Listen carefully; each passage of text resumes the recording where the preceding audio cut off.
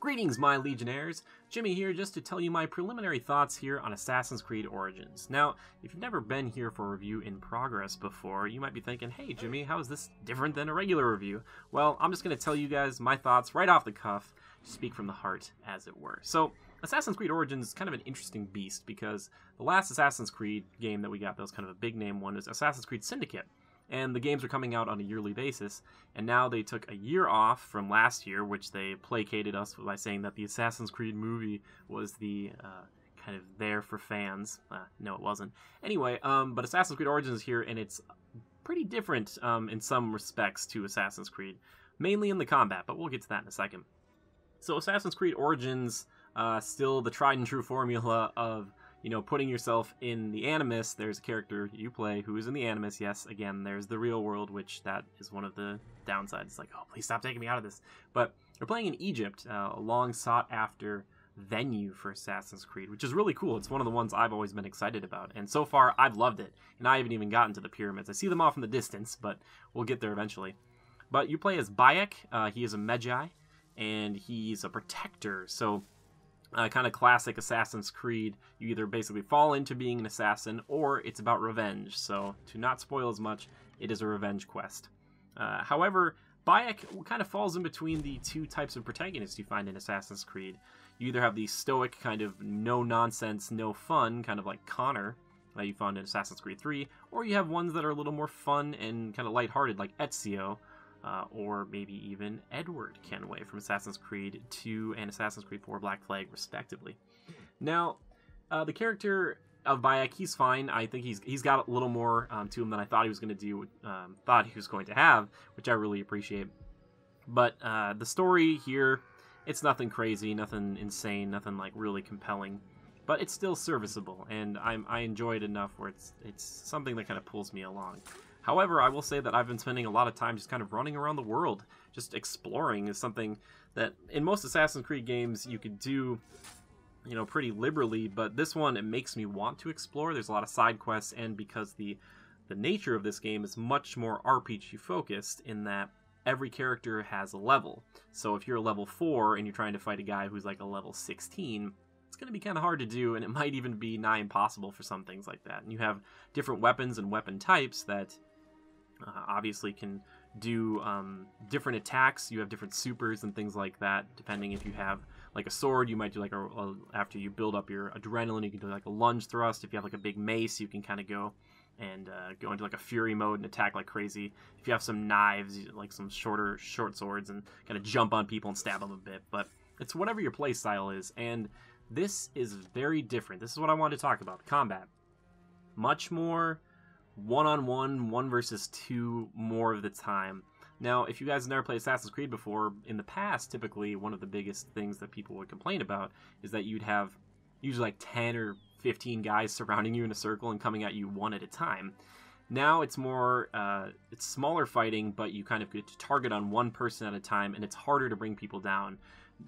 Kind of right now, gone are the days of being able to instantly kill somebody as they approach you. So, kind of interesting. The combat's a little... what's the best word for it? I don't even know. It's just kind of not all there. It feels a little janky. You kind of jump around and attack people, and it's not very on point yet. It kind of wants to be a little Dark Souls-y, I feel like, where you kind of target on one character and kind of dash around them and attack them. But it's still a long way to go. However, it is refreshing, and it's not so bad. But I don't really engage in a lot of one-on-one, combat, or at least the 2-on-1 or 3-on-1, out in the open. And that's one of the coolest things about this game. The last 2 Assassin's Creeds have kind of used this buzzword. It's called player agency. So they kind of give you a mission or an area or a camp and say, hey, however you want to approach it, that's how you do it. Ubisoft's kind of been going that way for a while. So you can run in, and if you are competent enough and your level's high enough, you can take on everybody by yourself, just like in broad daylight. However, what I like to do is I like to meditate. So you get this ability point to switch it to nighttime. That's when a lot of guards go to sleep, which is great. And then I like to skulk around with my bow and arrow. Now, there are a couple of different types of bows here. The only ones I've really gotten to play with the most, personally, I like the hunter bow, which is kind of your standard one. You can pull it back and you can hold it for like max tension and do a lot of damage. Or there's a predator bow, which is just like high damage, and you're kind of going for headshots all the time. And that's kind of the skill tree I've gone into more so. There's the hunter, the warrior, and then more of a tool focused one, which you can kind of dabble with poison and different kind of throwable weapons and stuff like that. However, I'm more just kind of like, I like to skulk around and use the bow and arrow, which is a lot of fun for me, so you're probably seeing a lot of that here.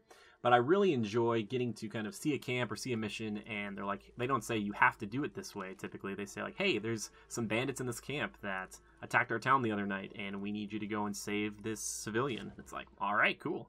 And then you just kind of pick out how you do it.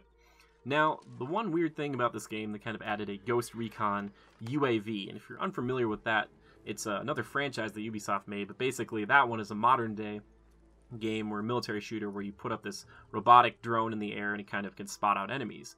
In this game, however, for the first time in Assassin's Creed, you have an eagle, Senu, who you'd send up in the air and it can locate objects and enemies and things like that. Although it's really cool and it is efficient, it doesn't always show you, it doesn't do the best job of showing you every enemy. So there have been a few times where I've kind of been like, I'm like, all right, I think I've got everyone marked in the base. And I go in there and like someone spots me right away and it's like, ah. So they do give you a second, kind of like in Metal Gear Solid 5, to like kind of react and shoot somebody, or if you're close enough, assassinate them. But usually if you're too far away, it doesn't matter. So I kind of like to systematically attack and kind of go around and disable the alarm and all that stuff before really committing to a place. But overall, I really enjoy Assassin's Creed so far. I think it's a really fun game. I've just been digging run around the world. I like the setting. The combat's alright, but I really just enjoy being able to kind of sneak around with my bow and kind of pick people off, assassinate people here and there. Bayek himself is alright. As far as detractors go, even though I said the combat's okay, it is kind of not my favorite. I also just don't like, in Assassin's Creed, I feel like if you're out and about and fighting, like in broad daylight, like I said, you're not doing it right. But I do enjoy where they're taking the franchise. I think it's a good step for them, and I think taking a year off was a smart idea. So here's hoping for feudal Japan, and thank you guys for stopping by and listening to my thoughts. I want to hear what you guys have to say and what you think about this game, how you like the look of it. Maybe some of you played it. What are your thoughts? I want to hear your little reviews in progress as well.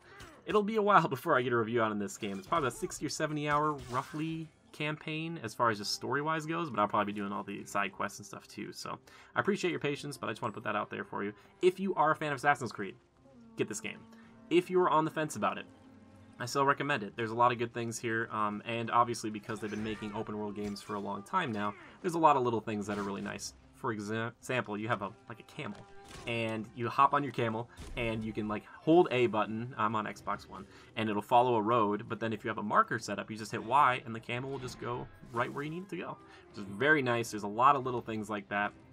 You know, setting your arrows on fire, lighting up cobwebs with fire, stuff like that. Just a lot of little touches that I really appreciate. So, again, if you're an Assassin's Creed fan, pick it up. If you're on the fence, probably pick it up. If you aren't really into it, or if you're like, oh man, I don't really like the combat, things like that, you don't have to engage in straight-up combat that often if you're smart about it. So, there you go. Those are my thoughts. Like I said, want to hear yours. But thank you guys for stopping by. Again, my name is Jimmy. Thank you for stopping by Critical Reviews.